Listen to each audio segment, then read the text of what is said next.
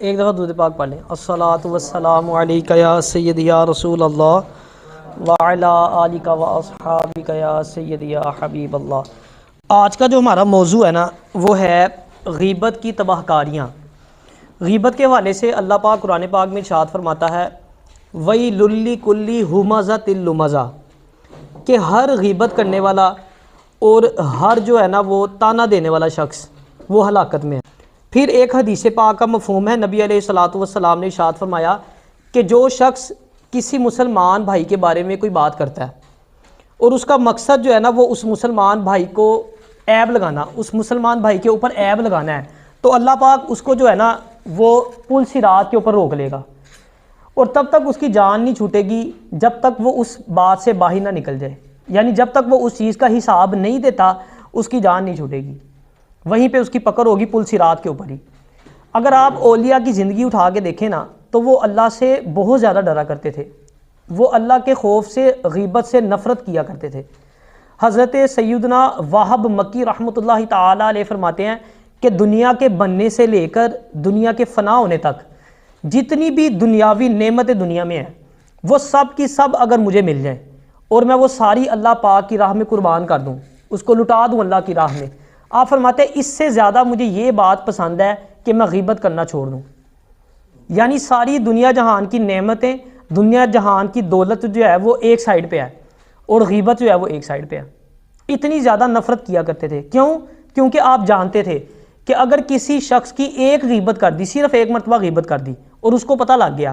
اور دنیا میں اسے معافی نہ مانگ سکے، معافی نہ کروا سکے، معافی تلافی نہ کروا سکے،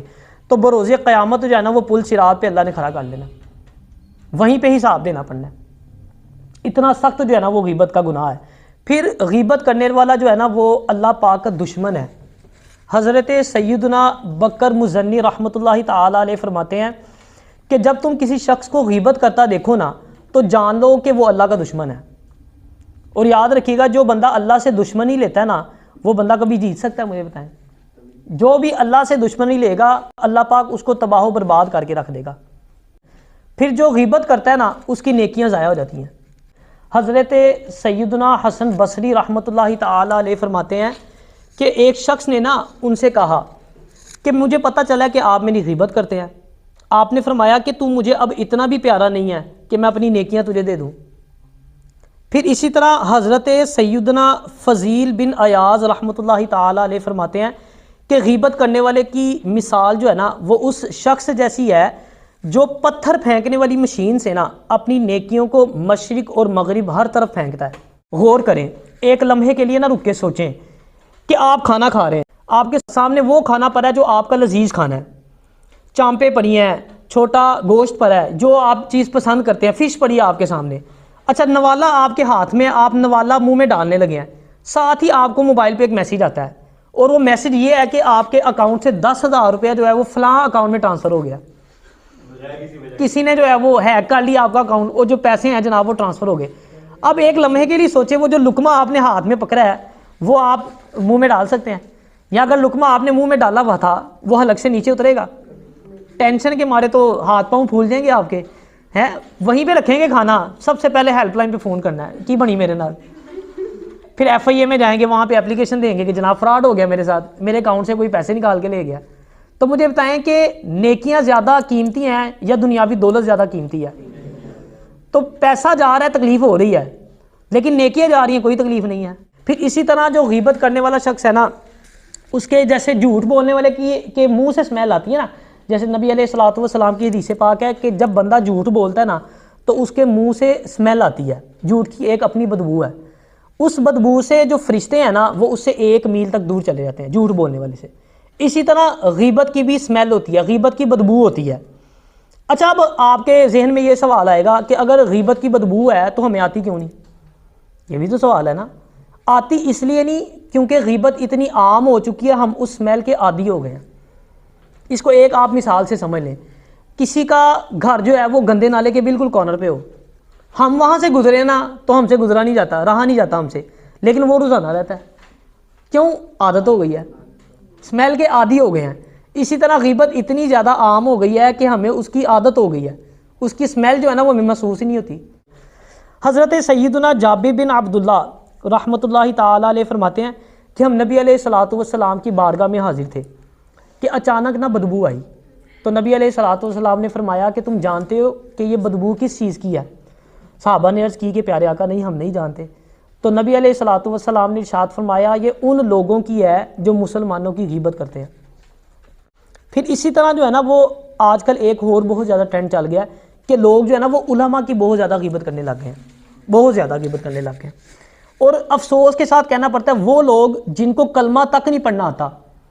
جن کو وضو کا طریقہ نہیں پتہ، وہ بھی علماء کی غیبت کر رہے ہیں۔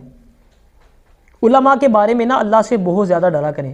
کیونکہ نبی علیہ الصلوۃ والسلام نے ارشاد فرمایا کہ علماء جو ہیں وہ انبیاء کے وارث ہیں۔ یہ میں نہیں کہہ رہا، یہ بلال نہیں کہہ رہا، یہ نعمان نہیں کہہ رہا، نبی علیہ الصلوۃ والسلام کا فرمان ہے کہ انبیاء کے وارث ہیں، ان کے بارے میں ایسی ایسی باتیں کرتے ہیں، ان کے بارے میں ہم جو ہے وہ غیبتیں کرتے ہیں۔ حضرت سیدنا ابو حفص رحمۃ اللہ تعالیٰ علیہ فرماتے ہیں کہ جس نے کسی عالم کی غیبت کی تو جب وہ بروز قیامت آئے گا نا تو اس کے ماتھے پہ لکھا ہوگا کہ یہ اللہ پاک کی رحمت سے محروم ہے۔ حضرت سیدنا شیخ ابو عاصم رحمۃ اللہ تعالیٰ علیہ فرماتے ہیں کہ مجھے جب سے عقل آئی نا، مجھے جب سے پتہ لگا کہ غیبت حرام ہے، آپ فرماتے ہیں میں نے اس کے بعد کبھی بھی غیبت نہیں کی۔ ہو جاتی ہے انسان سے، جب تک آپ کو نہیں پتا تھا، چلو کسی نے نہیں بتایا یا آپ نے خود علم حاصل نہیں کیا، اب توبہ کریں، سچے دل سے اللہ سے توبہ کریں، جس کی غیبت کی ہے اس سے بھی معافی مانگے، اللہ سے دعا کیا کریں کہ یا اللہ ان کے دل میں ڈال دے، وہ ہمیں معاف کر دیں۔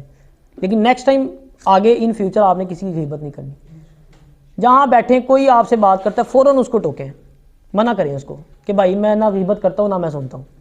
ایک دفعہ کہیں گے، دو دفعہ کہیں گے، اگلی بار بندہ خود ہی بات آ جائے گا، اس کو پتہ ہوگا کہ یار یہ جو ہے نا وہ برداشت نہیں کرے گا، یہ بات نہیں سنے گا، سننے کی ضرورت ہی نہیں ہے۔ پھر اگر آپ چاہتے ہیں کہ آپ غیبت سے بچے رہیں تو ایک نسخے پہ آپ نے عمل کرنا ہے۔ جب بھی آپ نے کسی مجلس میں جانا ہے نا تو آپ نے وہاں بیٹھ کے بسم اللہ الرحمن الرحیم وصلی اللہ علی محمد یہ آپ نے پڑھنا ہے۔ اب اس کی برکت کیا ہوگی کہ اللہ پاک ایک فرشتہ پیدا فرما دیتا ہے، وہ فرشتہ آپ کو لوگوں کی غیبت کرنے سے باز رکھتا ہے۔ پھر جب اس مجلس سے آپ چلے جائیں تو پھر آپ پڑھیں بسم اللہ الرحمن الرحیم وصلی اللہ علی محمد۔ اس سے کیا ہوگا، وہ فرشتہ، آپ تو چلے جائیں گے، اس کے بعد وہ فرشتہ باقی لوگوں کو آپ کی غیبت سے باز رکھے گا۔